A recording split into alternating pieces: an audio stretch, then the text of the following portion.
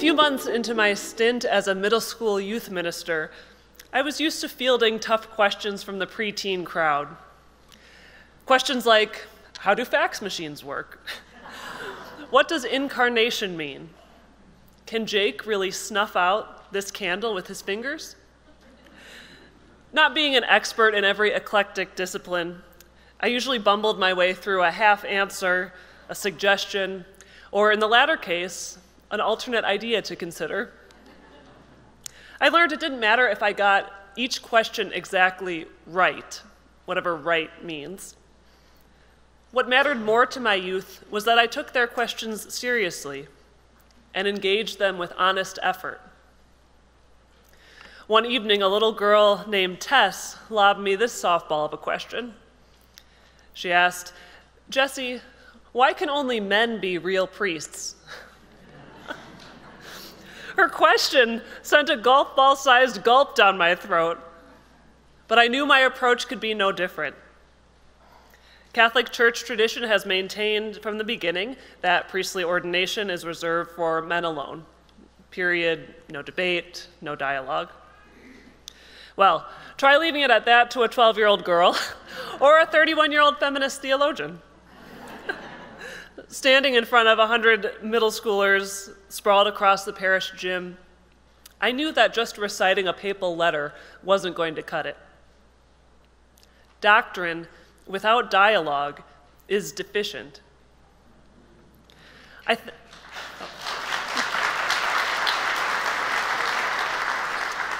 thanked Tess for her question and encouraged the group that questions are the key to unlocking new insights about faith.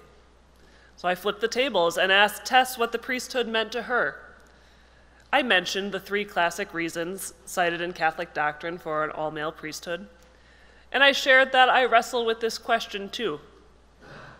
I ended my response by affirming that God calls each and every person through baptism to do good work in the world. For the next few days, I replayed the exchange in my mind over and over. Did I do justice to Tess? To the church teaching?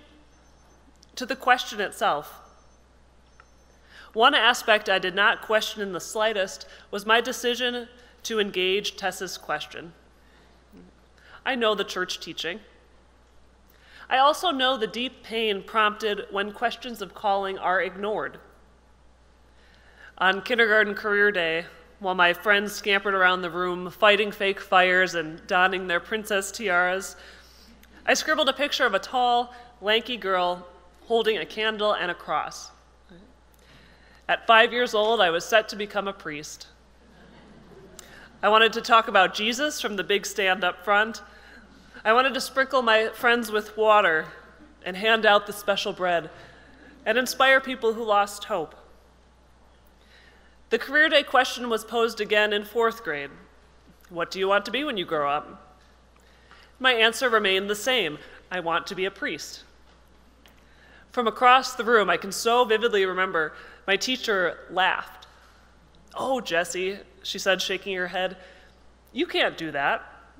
Girls can't be priests in this church." Dismissals damage. Trust me.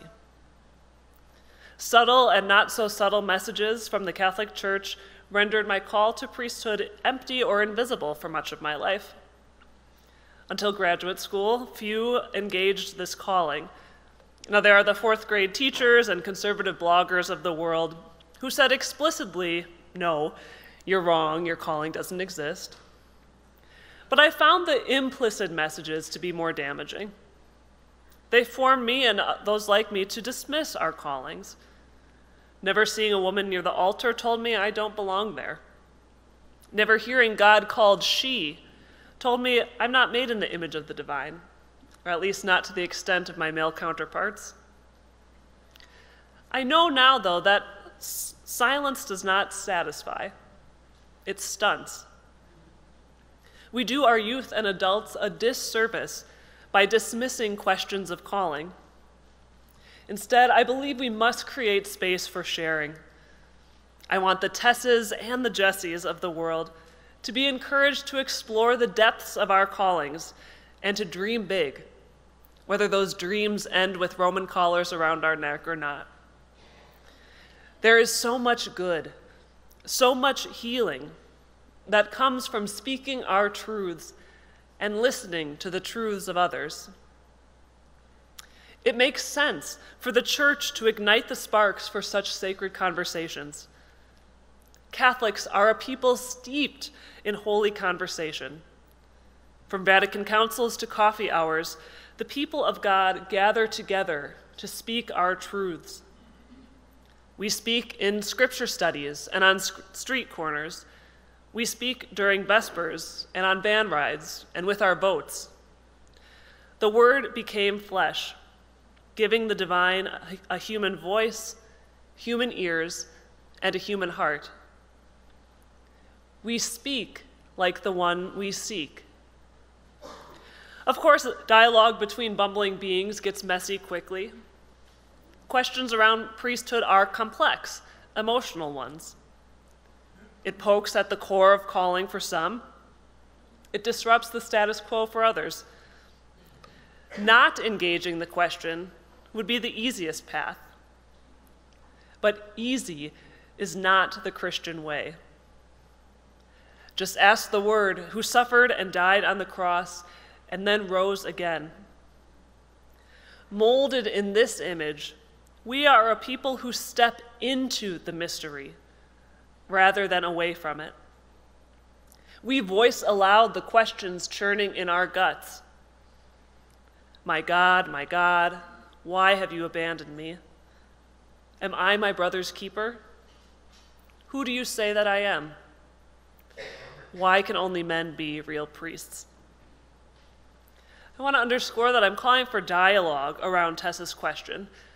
Not a debate, but dialogue, this beautiful way of interacting that has animated our church most recently through the synod process.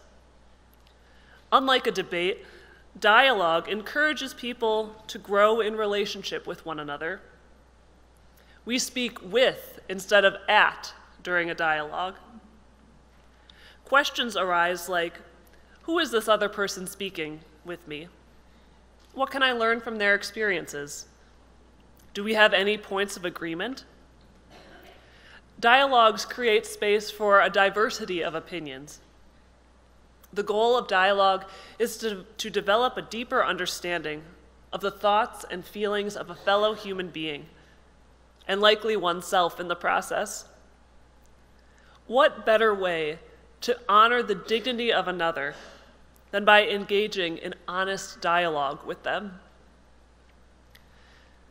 Building off the momentum from the synod, I'm hopeful that our church can equip pastoral ministers, parents, and teachers with creative responses to the question that inevitably gets asked in one form or another during every unit on sacraments: who can be a priest and why?